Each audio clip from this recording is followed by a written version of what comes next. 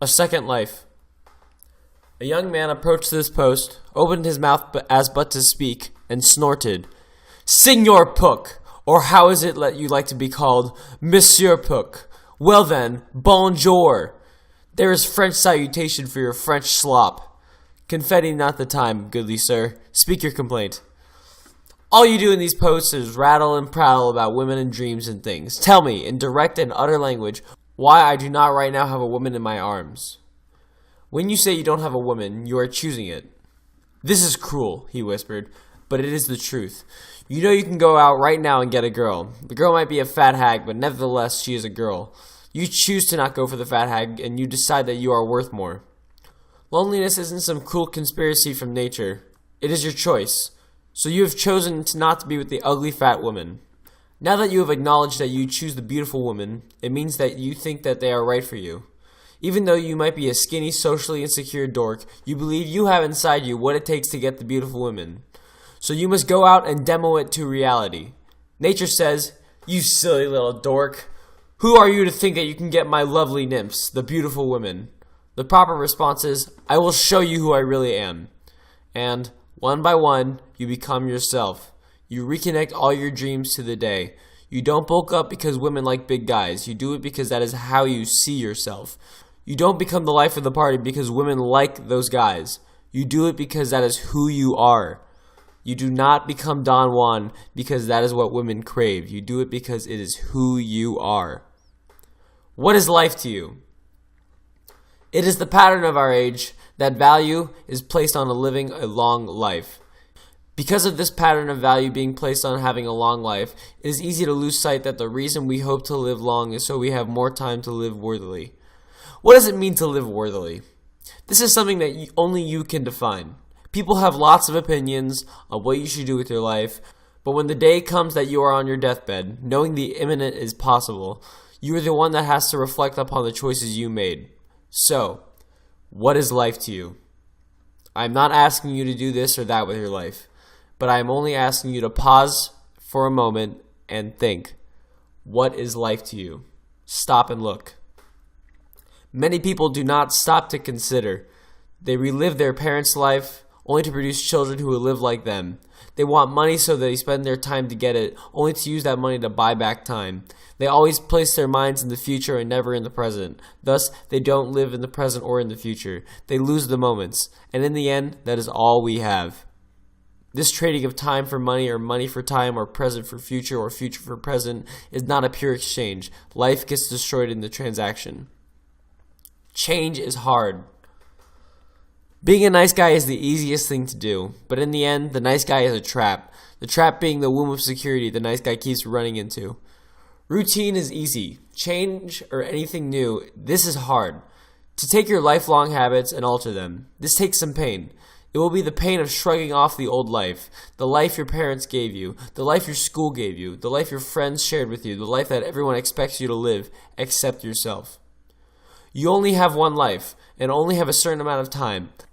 You may have been raised to believe that life is not meant to be enjoyed, but something to bear, to be painfully suffered through. It is the belief that if you're having too much fun, then you're not doing enough stuff.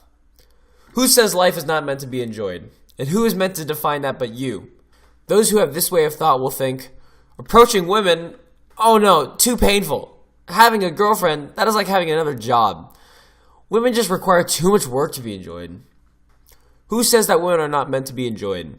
Who says that life is not meant to be enjoyed? And who is meant to define that but you?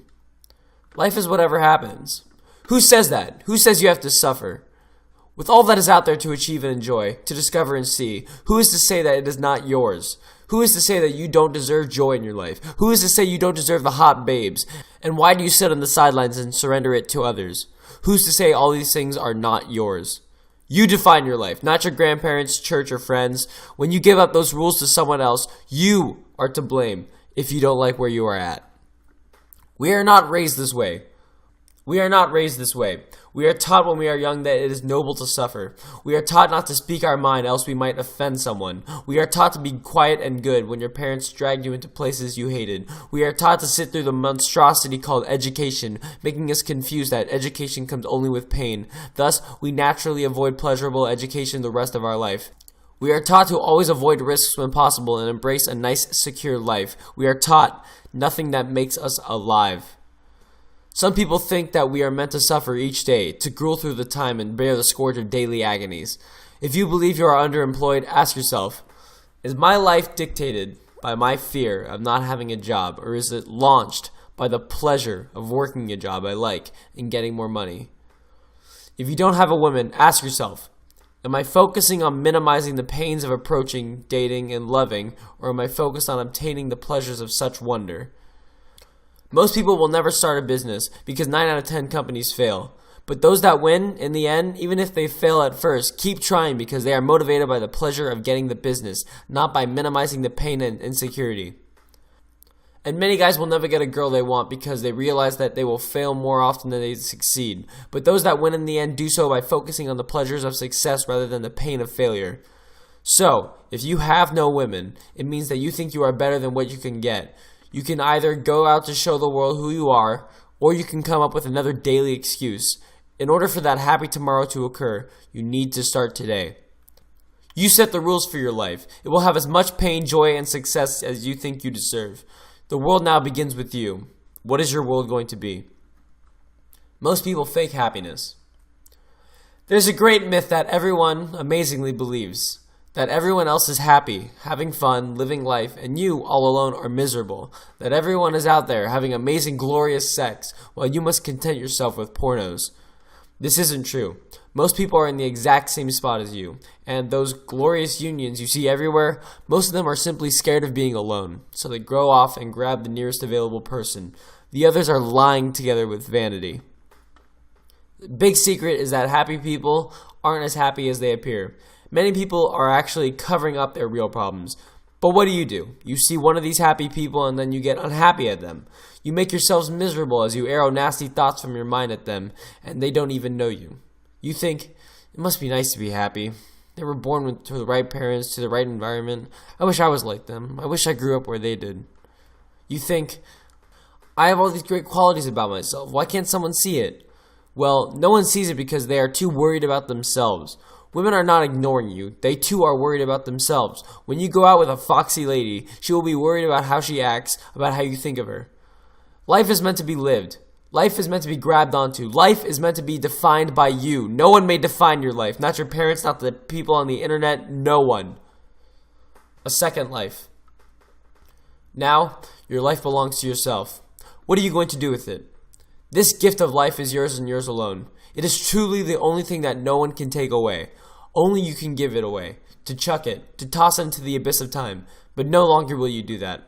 Before, you crawled and inched your way through life. Now, cocooned and reabsorbed with your new thoughts, you molt off your old life and begin a new one. The other caterpillars, feeding on their grubs and inching in circles, look up at the sky to see you blaze by. How can he fly so high? How is he so colorful? How can he be so free? Nothing can stop you now except yourself. You now have the power to do what you've always dreamed. What are you going to do? The inner light of who you really are has broken out and will dazzle the world. You are so lucky, for you have saved your life. Now you know how precious life is, because you were so close to aging without discovering it. And so people will notice the new you. Before I came here, I was mad for a girl. Now, that same girl looks at me and stares. Something is different, she says. Something in your eyes, in your face. Shrugging, she smiled. It must be the light. I kissed her and pulled her to me. Yes, I said. It must be the light.